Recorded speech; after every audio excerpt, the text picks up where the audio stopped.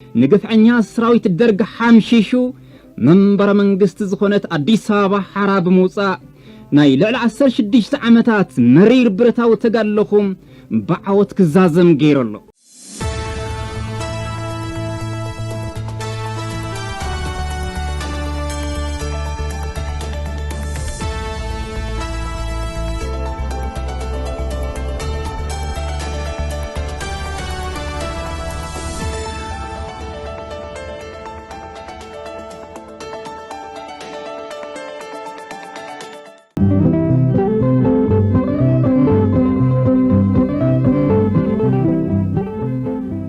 نلعل 16 ዓመታት بزي عرفتي بموت سدة مكران تيتسكون كاست آلسكا جغنات آلاساي هزبنا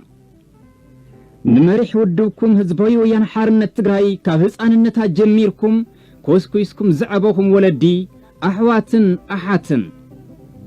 ولادكم زخونا جغنات سراويت هزبوي ويان حارنة تقراي مسمحازو تزخونو ديمقراسيا ويان تآلست إتيبيا ويان حابيرو ንግፍዐኛ ሰራዊት ደርግ ሓምሺሹ መንበረ መንግስት ዝኾነት አዲስ አበባ ሓራብ ሙፃ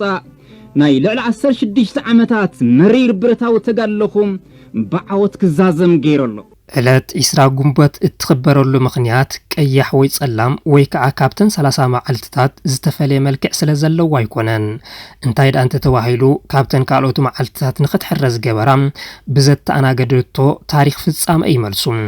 ንዘመናት ዘለቀ ሕማቅ ታሪኽ ዝለወጠት ዕለት ብምዃና ዝተፈለየት ይገብራ ታሪኽ ኢትዮጵያ እንትፍተሽ መብዛሕቲኡ ታሪኽ መስፍነትን ሓጽይነትን ኮይኑ ንረኽቦም ታሪኽ መስፍነትን ሓጽይነትን ድማ ታሪኽ ሕድሕድ ጎነጽን ኩናትን እዩ ታሪኽ ገዛእን ተገዛእን ታሪኽ ጨዋን ባርያን እዩ እዚ ንዘመናት ሱር ሰደደ ሕማቅ ታሪኽ ናይ ወጻን ጭቋናን ታሪኽ ኮይኑ ተሰኒድ ንረኽቦም እዚ ወጻን ጭቋናን ኣብ ልዕሊ ኢትዮጵያውያን ብፍላይ ድማ ህዝቢ ትግራይ ዝፈጠሮ ጽልዋ በቀሊሉ ዝግመት ኣይኮነን ብፍላይ ካብ ስርዓት ምኒልክ ጀሚሩ እናተባረዩን ኢትዮጵያ ዝገዝእዋ ስርዓታት ትምክህቲ ንህዝቢ ትግራይ ድከቶ ብሊዖም ርእሱ ንኸይቕንዕ ገይረምዎም እንተነቂሑ ከም ዘይግዝአሎም ዝርድኡ ንጉሳውያንን መስፍናውያንን ገዛእት ደርቢ ቀለም ንኸይቆጽር ብምግባር ዓኻይ ደፋአ ድንኩል ጭራ ኸፍቲ ዝወጥጥ ድሑር ዝብል ስመብጽዮምሉ ይኹን በር ድንኩል ደፊኡ ዘፍረየ እኽሉ ጭራ ወጢጡ ዘራብሐን ከፍቱ ግና ዓቀይቶት ይጥቀምሉ ንሱ ብዕሩቁን ጥሜቱን ጭቆና ተደሚርዎ ምሒር ከርፋ ሓናብራ ንኽነብር ተበይንሉ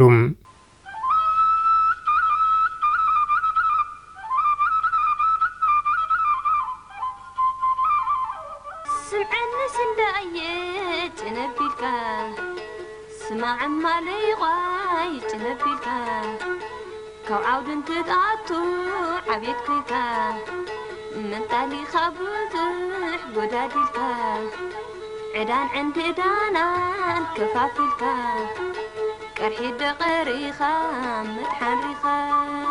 بمجزعتن ጭቆናን ሰንሰን ዝበለ ህዝቢ ትግራይ ካብ ተኸርሚ ኻሞት አሳፊሕ ኻሞት ይሕይሽ ኢሉ ካብ ቁዛመን ትካዘን ወጽዩ ቃልስ መሪጹ ንሰላማዊ ቃልስ ምቹ ዘይነበረ እዋን ብምዃኑ ድማ ብረታዊ ቃልስ ንኸካይ ተገዲዱ ህዝቢ ትግራይ አንጻርቶም ዝጭቁን ወዝነበሩ ደርባውያን በብእዋኑና ተቃለሰ ዝመጽኳ እንተኾነ አንጻር ስርዓታት ኃይለ ስላሰን ደርግን ዝገብሮ ቃልስ ግና ኣብ ታሪኹ ጎሊሁ ይርአ ቀዳማይ ወያነ ወሊዑ ንስርዓት ኃይለ ስላሰን 3 ዓመታት بزي مقراز تقالس حزب تግራይ ወላኳ አየሸንፍ ድጉል ሓው ኮይኑ ንውልደት ካል አይወያነ በር ኸፊቱ ንጉስ አይኽሰስ ሰማይ አይሕረስ ዝብል ዝምቡ አባሃል ህዝብታት ኢትዮጵያ አወጊዱ ንንጉስ ተቃሊስካ መሰልካ ዘረጋገጽ ምዃኑ ኣብ ቃልስ ቀዳማይ ወያነ አፋፉነ ዘርኤ ህዝብ ትግራይ ነቲ ክሳብ አፍንጩ አጽዋር ዝተዓጠቀ ስርዓት ደርግውን ብዕጥቃው ቃልስ ምእላይ ከም ዝካል አሚኑ በረኻ ወሪዱ ወህዳት ደቂ ህዝቢ ህዝባው ዕላማ بمحاز بزتناو حبرتاو قالسي أم مقابر درج سلامون ديمقراطيون سرعات كنتكل نخينا بزبل أبشحنت شعات ميتن سسان شوعاتن آمة مرات أبرخاد دبيت شك قالسو الليعم علامة قالسوم دما درباو قالس بمكياد وسعات هزبتات حاران موسعينيرون ولو نتقال سي مرير اتيوان نوح انت نبرم علامة اون كامعوات جنا زعاقتو مدراو حيلي نبرن درج تمكحتاو سرعاتن محلاو نعسرت شوعات عامتات مول زهانو الزمن ብዘመናዊ ኣጽዋር ዝተዓጠቐ ልዕሊ ፍርቂ ሚልዮን ሰራዊቱ ብውሕዳት ደቂ ህዝቢ ብድሕረ ኣጽዋር ብዝተጀመረ ህዝባዊ ቃልሲ 20 ጉንበት 1983 ዓመተ ምህረት ተደምሲሱ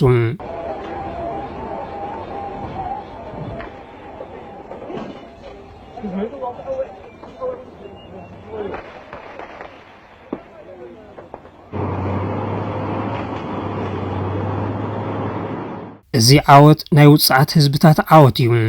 እዚ ዓለት ደርባውያን ሓይልታት ስዕረት ዝተጎልበብላ ንዓመታት ኣብ ኣርዑት ጭቆና ዝነበሩ ህዝብታት ድማ ርእሶም ዘቕንዑላ ዓለት እያ እዚ ዓለት ንመላእ ህዝብታት ኢትዮጵያ ካብ ጸልማት ናብ ብርሃን ዘሰጋገረት ፍሊት ዕለት እያ ንዘመናት ኣብ ድሕረትን ድንቁርናን ዝነበሩ ህዝብታት ናብ ማዕዲ ትምህርትን ከኣቱ ንዓመታት ኣብ ድኽነትን ጥሜትን ዝነበሩ ህዝብታት ናብ ድርኩኺት ዕንገላን ዕብየትን ንኽጽጉዑ ዝገበረት ዕለት እያ ንዘመናት ኣብ ኣድልወን ምግላልን ዝነበሩ ብሄረሰባት ናብ ማዕርነትን ነጻነትን ንዓመታት ፍትሕን ዲሞክራስን ሓሪምዎም ዝነበሩ ህዝብታት ናብ ፍትሕን ዲሞክራስን ዘርኤቶም ዕለት እያ እቲ ሓቂ እዚ ብምዃኑ ድማ ነይሩ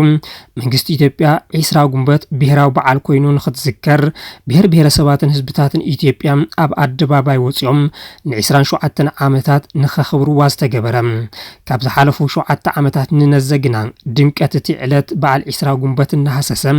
ትርጉምቲ በዓል ድማ እናተዛብዐ ክመጽእ ጀሚሩ ምኽንያቱ ድማ ግልጽ እዩ በዓል ዓወት 20 ጉንበት ናይ ዝተቃለሱን ዝተሰውኡን ዝተዓወቱን ቅያስ ሰርሑን እምበር ናይ ዝተሸነፉን ዝተሰዓሩን ዕለት ኣይኮነትን በዓል ዓወት 20 ጉንበት ን27 ዓመታት እንትኽበር እምበር ዝተሰዓሩን ዝተሸነፉን ሓይልታት ዝጉህይሉ ዝተዓወቱ ሓይልታት ድማ ፍረ መስዋዕቶም ዘስተማቕርሉ እዋን እዩ ነይሩ ምባል ይከኣል ነዚ ድማ እቶም ዝተሰዓሩ ሓይልታት ዕድል ረኺቦም ዳግም ናብ ስልጣን ምስ መጹ ነቲ ብመስዋዕት ኣሽሓ ዝተረኸበ ዓወት ንኽድብዝዝን ቀስ እናበለ ድማ ንኽተርፍን ክገብርዎ ዝኽኣሉ ካብ 2010 ዓመተ ምህረት ጀሚሩ ን5 ዓመታት ጦን እናበለ ክኽበር ዝጸንሐ በዓል ዓወት 20 ጉንበት ብኣህዳውያን ስልጣን ዝሓዘ ስርዓት ብልጽግና ኣብ ዝሓለፈ ዓመት ማለት እውን 2016 ዓመተ ምህረት ካብ ዝርዝር ብሄራዊ በዓላት ብኣዋጅ ንኽስረዝ ገይርዎም እንሆ ድማ በዓል ዓወት 20 ጉንበት ድሕሪ 34 ዓመታት ንፈለማ እዋን ለምዘበን ከይተኸበረ ውዒሎሎም ግንቦት 20 ህዝቢ ትግራይ ወጽዓት ተቐቢሉ ከምዘይ ይነብር ንዝኾነ ህዝቢ እውን ከምዘይ ይምነይ መርኣያ ዝኾነት ክብርቲ ዕለት እያ ግንቦት 20 ናይ ህዝብታት ኢትዮጵያ ዓወት ዘበሰረት ብርሃን ውጽዓት እንትኸውን ንገዛእቲ ግና ጸልማት ዝተኸደነት ናይ ሓዘን መዓልቲ እያ እንተተባሃለ ምግናና ይኸውንን ብድማር ግንቦት 20 ገዛእትን ወረርቲ ሓይልታትን ዋላ ንግዚኡ እንተዓንደሩ ንዘለዓለሙ ግና ቸቸ እናበሉ ክነብርهم ዘይኽእሉ ዘበሰረት ኩል ግዜ ክንዝክራ ክንመሃረላ ዝግባእ ታሪካዊት ዕለት እያ ግንቦት 20 20 ጉንበት በተን ካብ ማጀት ናብ ኣደባባይ ካብ ድንቁርና ናብ ትምህርቲ ካብ ዘላንነት ናብ ሕርሻን ዝተረጋግዐ ህይወትን ካብ ገጠር ናብ ከተማነት ዘሰጋገረተን ብሄረሰባት ተረሲዓ ውዒላላ ብርግዝ ቃልሲ 17 ዓመታት ዋላኳ ውሕዳት ኢትዮጵያውያን ኣይተሳተፉሉ እንተዘይተባሃለ በዓል ዋንኡ ግና ህዝቢ ትግራይ ምዃኑ ዘይካድ ሓቂ እዩ ብሄረሰባትን ህዝብታትን ኢትዮጵያ ብግዲ እቲ ቃልሲ ቃልስኹም እቲ ዓወትኩም ይተዋሂሎም እምበር ኣይቆሰሉሉን ኣይተሰውኡሉን ህዝቢ ትግራይ ግና ን17 ዓመታት ካብ ደቁ ክሳብ ንብረቱ ካብ ኣካል ክሳብ ህይወት ዝገበረሉ ቃልስን ዓወትን እዩ ስለዝኾነ 20 ጉንበት ከምቲ ለምዘበን በይኑ ዘኽብራ ዘሎም ንዘለዓለም እናዘክራ ክነብር ግቡእ እዩ ብርግጽ 20 ጉንበት ንብሄረሰባት ኢትዮጵያ ሰብ ገይራቶም እምበር ንህዝቢ ትግራይ እንታይ ኣምጽኣትሉ ዝብሉ ተጋሩ ውሕዳት ኣይኮኑን 20 ጉንበት ህዝቢ ትግራይ ኣብ ኢትዮጵያ እቲ ዝወሓደ ወይ ድማ ማይኖሪቲ ኮይኑ ንኽነብር ቀስ ብቐስ ድማ ረውሑ ኣሕሊፉ ንኽህብ ዝገበረ ሕገ መንግስትን ክትከል ዝገበረት ዕለት እያ ብምባል ድማ ይማጎቱ ይኹን እምበር እቲ ሕገ መንግስቲ ውጽኢት 20 ጉንበት እምበር በዓሉ እቲ ቃልሲ እቲ መስዋዕቲ ወይ እቲ ዓወት ኣይኮነን ስለዝኾነ ዓወት 20 ጉንበት ህዝቢ ትግራይ ዝተቃለሰሉ መስተንክራዊ ቅያስ ዝሰርሐሉ ኣካል ምዕራፍ ታሪኹ ብምዃኑ እናተዘከረ ናብ ወለዶታት ክሰግር ግድን እዩ ክግበር ዘለዎ ነገር እንተሃሎ ካብቶም ዝተፈጠሩ ጌጋታት ተማሂርካ መጻኢ ዕድልካ ምምችቻው እምበር ነቲ ታሪክ ብምርሳዕ ወይ ብምስራዝ ዝመጽእ ፍታሕ ኣይክህሉን نعهوني كلاي نعهوني برهان وياني سنكو عرقاني ኣብ ኢትዮጵያ ታሪክ ምህሳስ ምድምሳስ ምዝባዕ ወይ ምስራቅ ሓድሽ ነገር ኣይኮነን ብፍላይ ንታሪክ ህዝቢ ትግራይ ንምጥፋእን ንምውራስን ዘይተገበረ ነገር የለን ምናልባት እቶም ከምና ሓወልቲ ኣኽሱም ገዳማትን መስጊዳትን ሓዊሱም ካልኦት ሓድግታት ቀወምቲ ብምዃኖም ተዘይኮይኖም ክሳብ ሕዚ ኣብ ትግራይ ዘለዉ ካብ መስቀላት ክሳብ ጸናጽል ካብ ድጓታት ክሳብ መጽሓፍቲ ካብ ማህሌታት ክሳብ ዜማታት ካብ ዓወት ክሳብ ጀጋኖ ዓውደ ኩናታት ዘይተሰረቁ ወይ ተዛዊዖም ዘይተጻሓፈሉ ኢልካ ኣፍካ መሊእኻ ንምዝራብ ከቢድ እዩ ኣካል ታሪክ ቃልሲ ህዝቢ ትግራይ ዝኾነ ዓወት 20 ጉንበት እውን ኣብ ዝሓለፉ 34 ዓመታት ክውንንዎ እንተዘይክኢሎም ድማ ከዛብዕዎ ይፍትኑ ከም ዘይነበሩ ሕዚ ድማ መሊኦም ኣይናትናን ኢሎም ኣለዉ ብሓቂ እንተኾይኑ እውን ኣይናቶምን ዓወት 20 ጉንበት ናይቲ ን17 ዓመታት መላምል ደቁ ዘሰንከለን ዘሰወን ህዝቢ ትግራይ እዩ ዓወት 20 ጉንበት ናይቲ ንብረቱን ሃፍቱን ን17 ዓመታት ዝወፈየ ናይቲ ከባቢኡ ብባሩድ ምድረ ባዳ ዝኾነ ህዝቢ ትግራይ እምበር ናይቲ ድምፂ ጥይት እኳ ሰሚዑ ዘይፈልጥ ህዝቢ ኣይኮነን እዚ ታሪክ ክሰርሖ ዝኽእል እውን ህዝቢ ትግራይ እምበር ካልእ ህዝቢ ኣይኮነን ነዚ ድማ ብታሪክን ጅግንነትን ህዝቢ ትግራይ ደም ዓይኖም ዝመልእ ነዚ ድማ ታሪክ ክሕድግዎ ጥራሕ እንተይኮነስ ከም ህዝቢ ከጥፍእዎ ላሕ ዝብሉ እቲ ቅድሚ 4 ዓመታት ኣብ ልዕሊ ህዝቢ ትግራይ ዝተኣወጀ ጆኖሳይዳዊ ኩናት እውን ኣካል እዚ ትግራይን ተጋሩን ናይ ምጥፋእ ፕሮጀክት ትምክሕተኛታት እዩ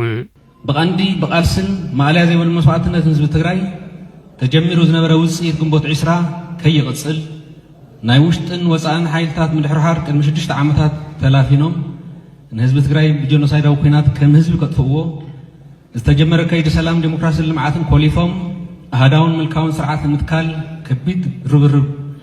ከቢድ ርብርቦም ኣጠናኺሮም ቀፂሎም እዮም ስለዝኾነ እውን እዞም ናይ ምድሕርሃር ሓይልታት ብ17 ዓመታት ኣብ ብረታዊ ቃልሲ ትግራይ ዘጋጠሞም ስዕረት ሕንን ምፍዳይ እንተይተረፈ ህሊሞም ኣብ ልዕሊ ህዝቢ ትግራይ ጆኖሳይዳዊ ኩናት ወሊዖም ህዝቢ ትግራይ ካብ ምድረ ገጽ ትግራይና ድማ ካብ ካርታ ዓለም ንምጥፋእ ዝከኣሎም ኩሉ ገይሮም እዮም ሕዚ ድማ ልዕሊ 40 ዓመታዊ ግዝኣት ትግራይ ጎቢጦም ህዝብና ብዕፅዋን ክባን ግዳይ ጥሜት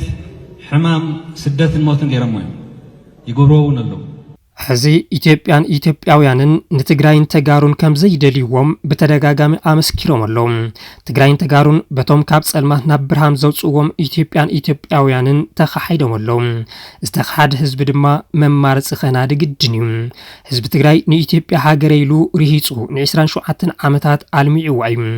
ኢትዮጵያ ግና ኣይ ህዝበይን ኢላቶላ ኢትዮጵያውያን እውን ኣይ ኣሕዋትናን ኢሎምዎም ኣለዉ ለእነኝ እንዴት ነው የምናዝነው